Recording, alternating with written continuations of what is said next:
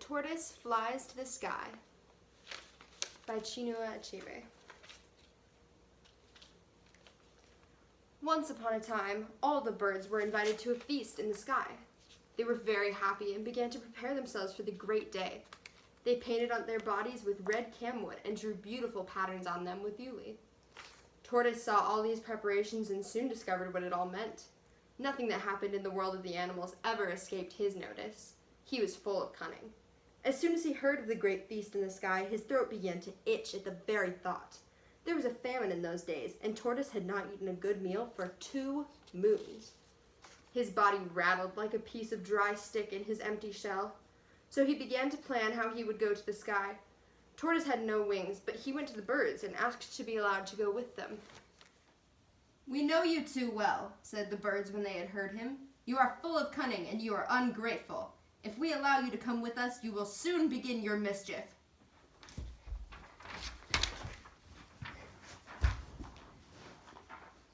"You do not know me," said Tortoise. "I am a changed man. I have learned that a man who makes trouble for others is also making it for himself."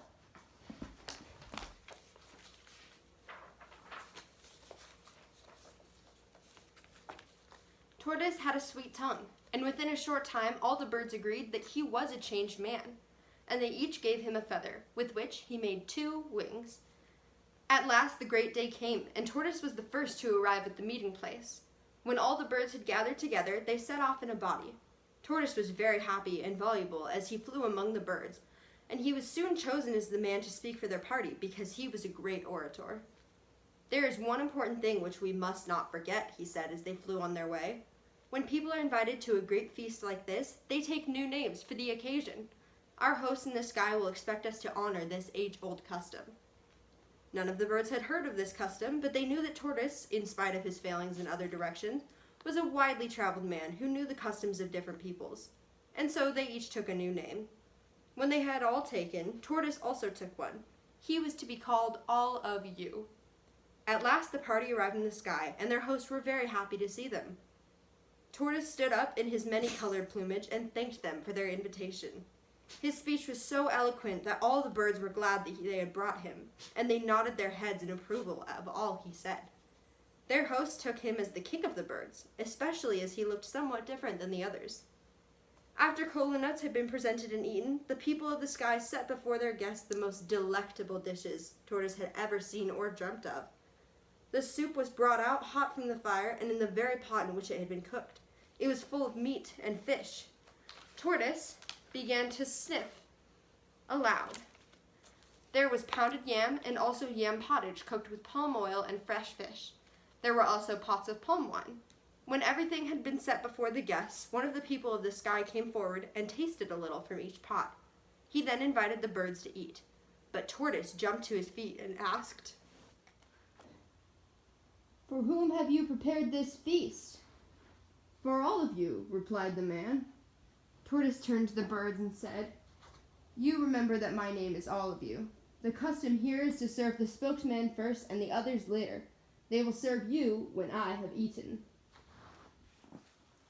He began to eat, and the birds grumbled angrily.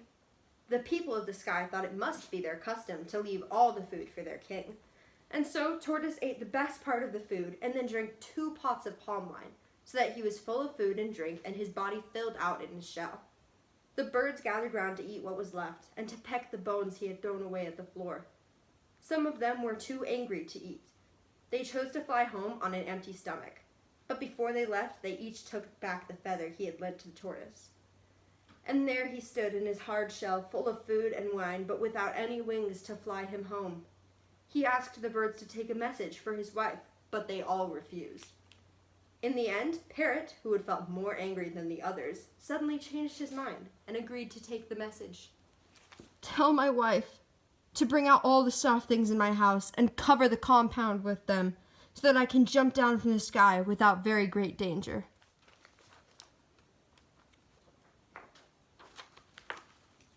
Parrot promised to deliver the message and then flew away.